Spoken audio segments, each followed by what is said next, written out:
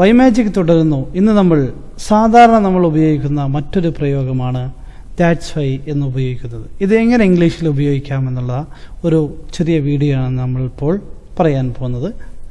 നമുക്ക് വീഡിയോയിലേക്ക് കിടക്കാം. ഇത് ഉപയോഗിക്കുന്ന ഒരു രൂപം a tag on the end of a statement that is an answer to a question begin with why. ഒരു സ്റ്റേറ്റ്മെൻറ്റിൻ്റെ എൻഡിൽ ഉപയോഗിക്കാറുണ്ട്. അത് ഒരു ക്വസ്റ്റ്യൻ്റെ ആൻസർ ആയിട്ടാണ് ഉപയോഗിക്കുന്നത്. നമുക്കൊരു ഉദാഹരണം പറയുമ്പോൾ നിങ്ങൾക്ക് മനസ്സിലാവും. മേരി ചോദിക്കുകയാണ്, why do you eat that awful peppermint candy? നീ എന്തുകൊണ്ടാണ് ആ പെപ്പർമെൻറ്റ് ക്യാൻഡി സ്വീറ്റ്സ് എന്നാണ് ഉദ്ദേശിക്കുന്നത് അത് കഴിക്കുന്നത്? സാധാരണ എല്ലാവരും ഇഷ്ടപ്പെടാത്ത ഒരു എരിവുള്ള ടേസ്റ്റുള്ള ആ ഓഫുള്ളായ ക്യാൻഡി തന്നെ നീ എന്തുകൊണ്ടാണ് കഴിക്കുന്നത്? അപ്പോൾ ടോം പറയുകയാണ്, ബിക്കോസ് ഐ ലൈക്ക് ഇറ്റ്. ഞാനത് ഇഷ്ടപ്പെടുന്നു, അത് തന്നെ എൻ്റെ കാരണം. That's why.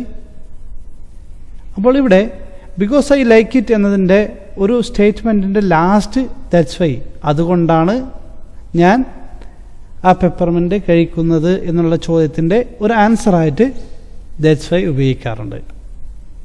ഓക്കെ, അപ്പോൾ ഒരു സ്റ്റേറ്റ്മെൻറ്റിൻ്റെ ലാസ്റ്റ് ഉപയോഗിക്കാറുണ്ട്. അതുപോലെ തന്നെ നമ്മൾ സാധാരണ ഉപയോഗിക്കുന്ന മറ്റൊരു ഉപയോഗം നമുക്ക് നോക്കാം. Meaning as because of this or therefore, ഇതേ കാരണം കൊണ്ട് എന്നുള്ള അർത്ഥം നമ്മൾ സാധാരണ ഉപയോഗിക്കുന്ന അതേ ഉപയോഗമാണ്. നമുക്ക് അതിൻ്റെ ഉദാഹരണത്തിലേക്ക് നോക്കാം. ഇപ്പോൾ ഒരു വിഷയം പറയുമ്പോൾ ഒരു വിഷയം പറഞ്ഞു വന്നതിന് ശേഷം പറയുകയാണ്, that's why people like you, അതുകൊണ്ടാണ് ജനങ്ങൾ നിന്നെ ഇഷ്ടപ്പെടുന്നത്. അതുപോലെ തന്നെ മറ്റൊരു വിഷയം പറഞ്ഞതിന് ശേഷം പറയുകയാണ്, that's why she appears so happy, അതുകൊണ്ടാണ് അവൾ ഇത്ര അധികം സന്തോഷവതിയായി കാണപ്പെടുന്നത്. ഈ വിഷയം പറയുന്നതിന് മുമ്പ് ചില ചർച്ചകൾ നടന്നു, ആ കാരണം കൊണ്ടാണ് ബിക്കോസ് ഓഫ് ദിസ് എന്നുള്ള ഒരു അർത്ഥത്തിൽ ദാറ്റ്സ് വൈ ഉപയോഗിക്കാറുണ്ട്. നമ്മൾ സാധാരണ നമ്മൾ ഉപയോഗിക്കുന്ന സെയിം രീതിയാണ് ദാറ്റ്സ് വൈയുടെ ഉപയോഗം. ഇനിയും നമുക്ക് ഒരുപാട് വൈ മാജിക്കൽ വൈ എന്നതിനെക്കുറിച്ച് ഇനിയും ഒരുപാട് നമുക്ക് പറയാനുണ്ട്. പക്ഷേ ക്ലാസ്സുകൾ കൂടുതൽ ദീർഘിപ്പിച്ച് കൊണ്ടുപോകാൻ ഞാൻ ആഗ്രഹിക്കുന്നില്ല.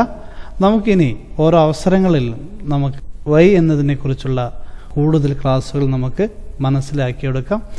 അപ്പോൾ നമ്മൾ വൈ മാജിക് ഇവിടെ താൽക്കാലികമായി വിരാമമിടുകയാണ്.